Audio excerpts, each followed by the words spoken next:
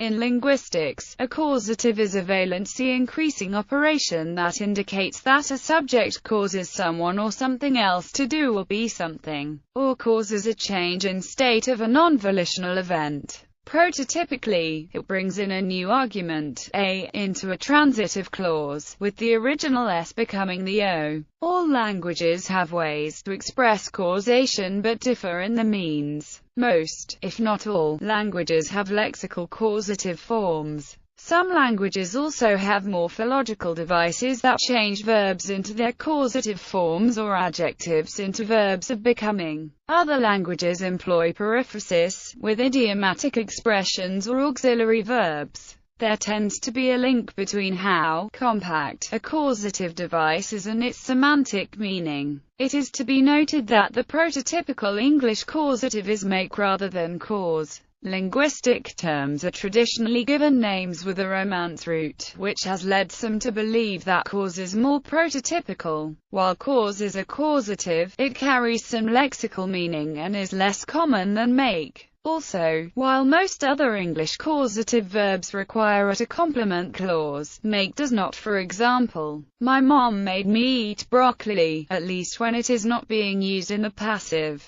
terminology. Many authors have written extensively on causative constructions and have used a variety of terms, often to talk about the same things. S, A, and O are terms used in morphosyntactic alignment to describe arguments in a sentence. The subject of an intransitive verb is S, the agent of a transitive verb is A, and the object of a transitive is O. Note that these terms are technically not abbreviations for subject, agent, and object, though they can usually be thought of that way. Note that P is often used instead of O in many works. The term underlying is used to describe sentences, phrases, or words that correspond to their causative versions. Often, this underlying sentence may not be explicitly stated. For example, for the sentence, John made Bill drive the truck, the underlying sentence would be Bill drove the truck. This has also been called the base situation. A derived sentence would be the causativized variant of the underlying sentence. The causa is the new argument in a causative expression that causes the action to be done. The causa is the new argument brought into a derived sentence. In the example sentence above, John is the causa. The cause A is the argument that actually does the action in a causativized sentence. It is usually present in both the underlying and derived sentences. Bill is the cause A in the above example. Devices. There are various ways of encoding causation, which form somewhat of a continuum of compactness. Lexical causatives are common in the world's languages. There are three kinds of lexical causatives, the unifying factor being that the idea of causation is part of the semantics of the verb itself. On the surface, lexical causatives look essentially the same as a regular transitive verb. There are a few reasons why this is not true. The first is simply that transitive verbs generally do not have an intransitive counterpart, but lexical causatives do. The semantics of the verbs show the difference as well. A regular transitive verb implies a single event, while a lexical causative implies a realization of an event. John kicked the ice but nothing happened to it. John melted the ice but nothing happened to it. Sentence is judged ungrammatical because it goes against the successful event implied by the verb melt. One-word some languages, including English, have ambitransitive verbs like break, burn or awake, which may either be intransitive or transitive. These are split into two varieties: agentive and patientive ambitransitives. Agentive ambitransitives include verbs such as walk and knit because the S of the intransitive corresponds to the A of the transitive. For example, Mary is knitting. Mary is knitting a scarf. This type of ambitransitive does not show a causative relationship. For patientive ambitransitives, such as trip and spill, the S of the intransitive corresponds to the O of the transitive. The milk spilled. Jim spilled the milk. These are further divided into two more types, based on speaker's intuition.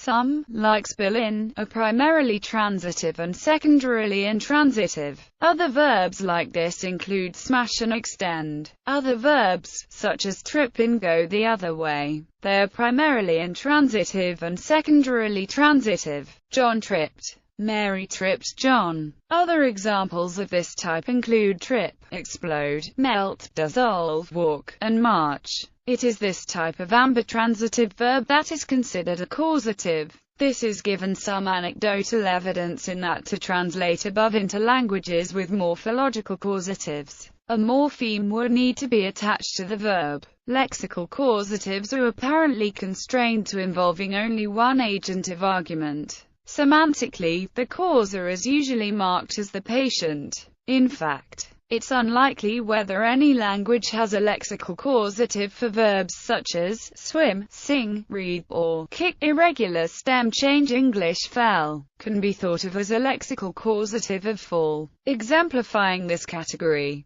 This is considered a lexical change because it is not at all productive. If it were productive, it would be an internal change morphological causative. Two words. English has verb pairs such as rise and raise, eat and feed, see and show, where one is essentially the causative correspondent of the other. These pairs are linked semantically by various means, usually involving translation. For example, burn, as in the grass burned, would translate as hour in year mass, while burn, as in I burned the grass, would translate as ampu in year mass. Morphological. There are 8 different morphological processes by which a causative may be marked, roughly organized by compactness. Within morphological causatives, this degree of compactness bears an important variable when considering the semantics of the two processes. For example, mechanisms that do not change the length of the word are shorter than those that lengthen it. Of those that lengthen it, shorter changes are more compact than longer. Verbs can be classified into 4 categories, according to how susceptible they are to morphological causativization: inactive intransitives, middle, ingestive verbs, active intransitives, transitive verbs. This hierarchy has some exceptions, but it does generally hold true. For example, given the text of Guarani, only about 16% of causatives apply to transitives. Additionally, within the Athabascan family, all languages can causativize inactive intransitives, but not all of them can causativize active intransitives or even transitives.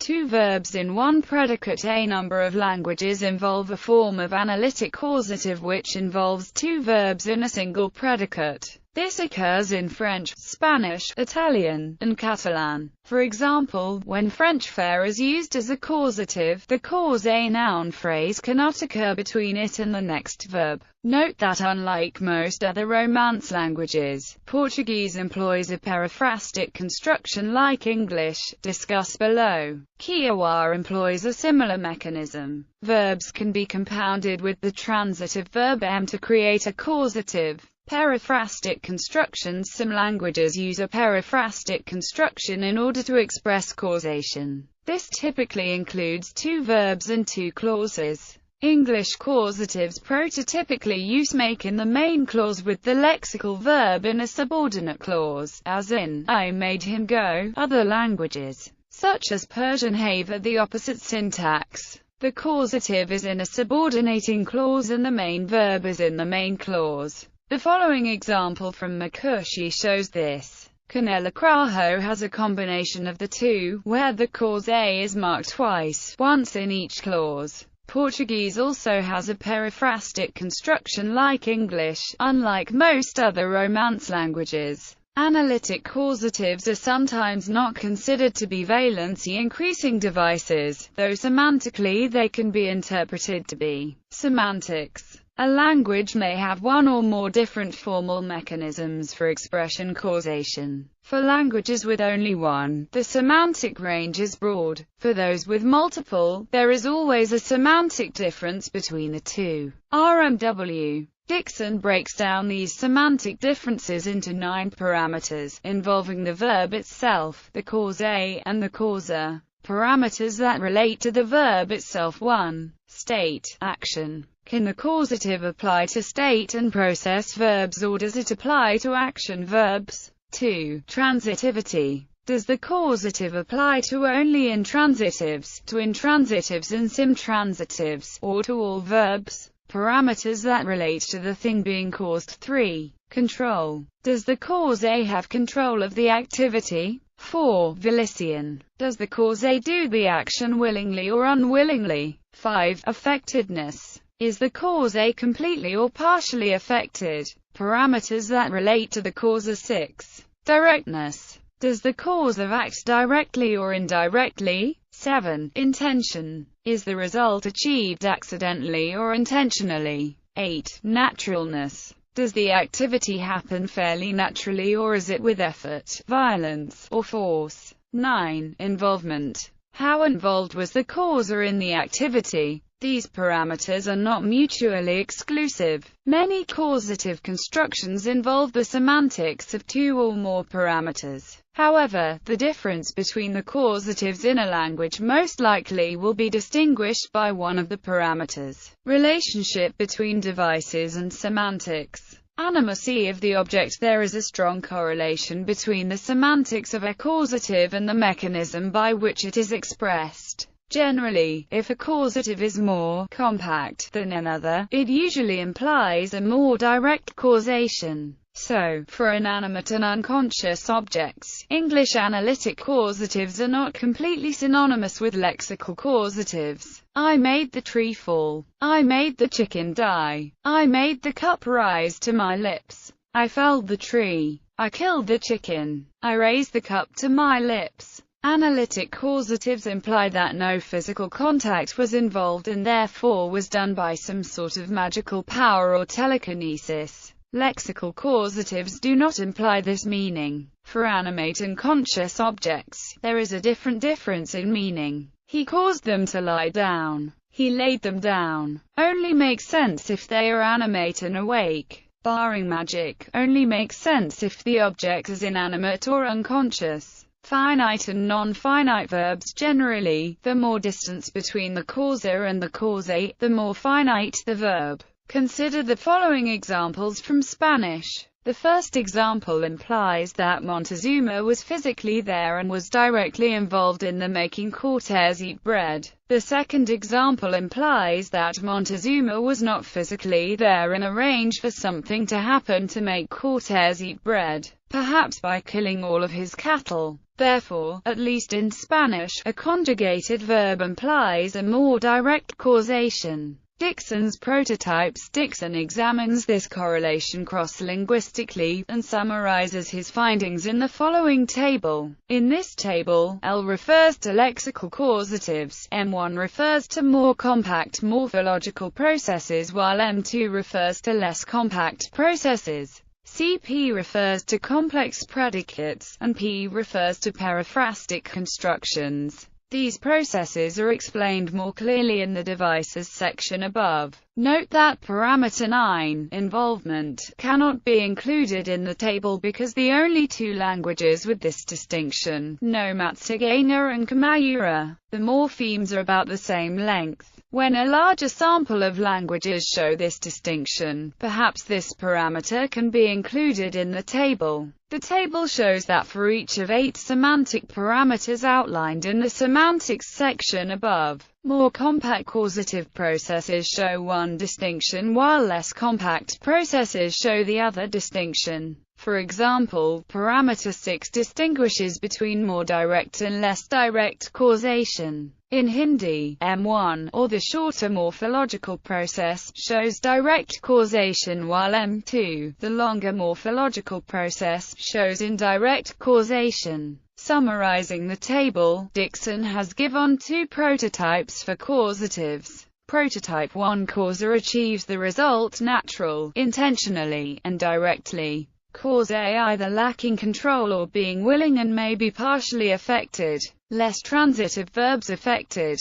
Prototype 2. Causa achieves the result accidentally, with effort, or acts indirectly. Cause A is in control but unwilling and is completely affected. More likely to apply to all types of verbs. All 8 of the components in each prototype are never attested in a single causative. However, a single process may have 2 or 3 components. Dixon admits to these being very tentative and in need for further investigation. Syntax. RMW. Dixon also outlines the syntactic possibilities of causatives in the world's languages. Intransitives. Since intransitive verbs have low valency, virtually any type of causative construction can apply to them productively within a language. Some constructions are only allowed with intransitive verbs, and some languages only allow causatives of intransitive verbs, except for some exceptions. In all cases, the original subject of the underlying intransitive verb corresponds with the object of the derived transitive verb. All languages have this construction, though some allow a semantic difference if the original subject is marked differently. For split systems, causatives of intransitives may be treated differently. The syntax of a causative construction is almost always the same as some other type of sentence, such as a sentence with a transitive verb. Tariana, however, is an exception to this rule. Transitives in the causative of a transitive verb, the new causa always becomes the new a of the sentence. What happens to the cause A and the original object depend on the language. Dixon shows that there are 5 main types of situations. Within type there are 2 main subtypes. Either the original A goes into the first empty slot in a hierarchy, or it takes a certain function. For the first subtype, there is a hierarchy involved in the language. Subject greater than direct object greater than indirect object greater than oblique greater than genitive greater than object of comparison. French is a language that follows this hierarchy. When a causative is employed, the original A does not get marked the same for intransitives, transitives, and ditransitives. In this first example, the verb in intransitive, and with the subject slot taken, the original A becomes a direct object. The following example has a transitive verb. The subject and direct object slots are filled, so the original A becomes an indirect object. This final French example has a ditransitive verb. The subject is je, the direct object is une lettre, and the indirect object is director, so the original A is marked as an oblique. While some writers have called this hierarchical causative construction the norm, outside of Romance languages it is in fact rather rare. Most other languages are of the second subtype of type, and the original A takes on a set case or marking, regardless whether the underlying verb is intransitive or transitive. Ditransitives. The syntactic and morphological constraints of individual language generally restrict causatives of ditransitive verbs. The underlying phrase already contains an A, O, and indirect object, and so in order to accommodate a fourth argument, languages employ a variety of constructions. They tend to be idiosyncratic and are difficult to group together into types. Additionally, data is patchy for many languages since descriptions of languages seldom include information of causatives of ditransitives. Double causatives, or a causative of a causative, are generally rare in natural speech. Some types of causative constructions essentially do not permit double causatives, e.g., it would be difficult to find a lexical double causative. Periphrastic causatives, however, have the potential to always be applied iteratively. For morphological causatives, some languages do not allow single morpheme to be applied twice on a single verb while others do, though sometimes with an idiomatic meaning. Other languages, such as Nick, have 2 different morphological mechanisms that can apply to a single verb. Others still have one morpheme that applies to intransitives, and another to transitives. Note that all of these examples apply to underlying intransitive verbs, yielding a ditransitive verb. So far, there has yet been any reliable data for a morphological double causative of a transitive verb, resulting in a verb with 4 arguments. Other topics. Causative Yokuts, an indigenous language spoken in California, has a morpheme, LSA, that indicates causation in addition to repetition. This is separate from the language's normal mechanisms of causation. Note that this implies a single act by the causer, but multiple acts by the causae. Causative voice. The causative voice is a grammatical voice promoting the oblique argument of a transitive verb to an actor argument. When the causative voice is applied to a verb, its valency increases by 1. If, after the application of the grammatical voice, there are two actor arguments, one of them is obligatorily demoted to an oblique argument. Japanese, Turkish and Mongolian are examples of languages with the causative voice. The following are examples from Japanese. Causal case. The causal or causative case is a grammatical case that indicates that the marked noun is the cause or reason for something. It is found in the Dravidian language Telugu and the native South American language Quechua. It is also found in Tocharian B, an Indo-European language. Cause final case. The causal final is a grammatical case in Hungarian expressing the meaning, for the purpose of, for the reason that, and denoting price asked of or paid for goods. It is formed by adding the ending suffix acute rt to the end of the noun, e.g., Kenya, bread, greater than Kenya 8, for bread, e.g., El called Temibolt bar Kenya 8, I sent him to the store for bread. It is not affected by vowel harmony in Hungarian.